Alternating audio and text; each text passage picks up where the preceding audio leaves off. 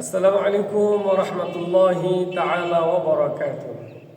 সম্মানিত ভিউয়ার্স, কাছের এবং দূরের, দেশের এবং প্রবাসের, যেখান থেকে আজকের এই ভিডিওটি দেখছেন, আমি গোলাম রব্বানী ফারুকের পক্ষ থেকে সবাইকে মোবারকবাদ, ধন্যবাদ জানিয়ে আজকের গুরুত্বপূর্ণ একটি আলোচনা পেশ করতে যাচ্ছি।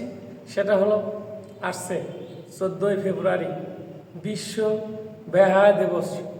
অনেকেই বলে থাকে বিশ্ব ভালোবাসা দিবস। ভালোবাসা দিবস সম্পর্কে আল্লাহ তাআলা বলেছেন, কুল ইন কুনতুম তুহিব্বুনাল্লাহা ফাত্তাবিউনি ইউহিব্বুকুমুল্লাহ। আল্লাহ রাব্বুল আলামিন আজ থেকে 1500 বছর পূর্বে জিবরাইলের মারফতে আল্লাহ রাব্বুল আলামিন কোরআনুল কারীমের আয়াতে কারিমা নাযিল করে দিয়ে বলেছে, তোমরা যদি আমি আল্লাহকে ভালোবাসতে চাও, সর্বপ্রথম তোমরা আমার রাসূলকে, আমার হাবিবকে ভালোবাসো। এই জন্য ভালো যদি বাসতে হয়, রাসূলকে বাসতে হবে। কবি বলছেন, আরে ভালো যদি বাসতে হয় নবীকে বাসো। আমার দুঃখ বেদনা নবী সইতে পারে না, আমার দুঃখ যাতনা নবী সইতে পারে না।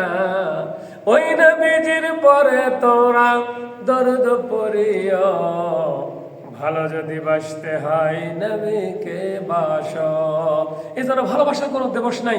আমি আমার মাকে ভালোবাসি, আমি আমার বাবাকে ভালোবাসি, আমি আমার সন্তানকে ভালোবাসি, আমি আমার ভাইকে ভালোবাসি, আমি আমার বোনকে ভালোবাসি, আমি আমার আত্মীয় স্বজনকে ভালোবাসি।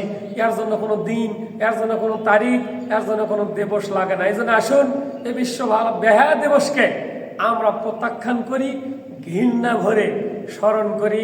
আল্লাহ তাআলা আমাদের সকলকে, আমাদের জাতিকে, আমাদের ছেলেমেয়েদেরকে, আমাদের ভাই বোনদেরকে, আমাদের আত্মীয় স্বজনদেরকে এই বিশ্ব বেহায়া দিবস থেকে সকলকে হেফাজত করুক আল্লাহ রাব্বুল আলামিন। আমাদের সকলকে আল্লাহর রাসূলকে ভালোবাসার তৌফিক দিক সকলে করে আমিন। ওয়া আখিরু দাওয়ানা আলহামদুলিল্লাহি রাব্বিল আলামিন। আসসালামু আলাইকুম ওয়া রাহমাতুল্লাহি ওয়া বারাকাতুহু।